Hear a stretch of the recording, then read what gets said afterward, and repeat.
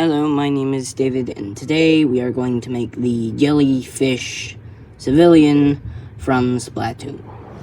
So, first let's make the body, which is make a t-shirt by taking an oval of clay, flattening the bottom down, and doing this motion until you kind of have this, and I set a oval of blue clay at the top.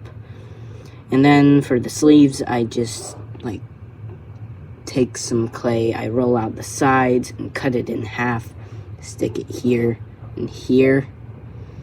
And then for the arms, I take some wire and some blue clay, wrap the blue clay around the wire and stick it here and here. Then I take a flattened semicircle of clay and put it at the bottom.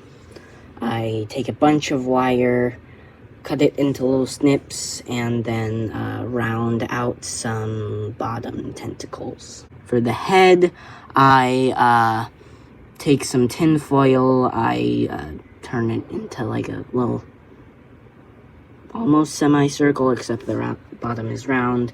Then I wrap it in some blue clay. If you want to, you can add some makeup on the bottom and the hands. And then I take two little white ovals of clay and push them together and make little diamond eyes. So, yeah, that's how you make the jellyfish guy from Splatoon. Bye.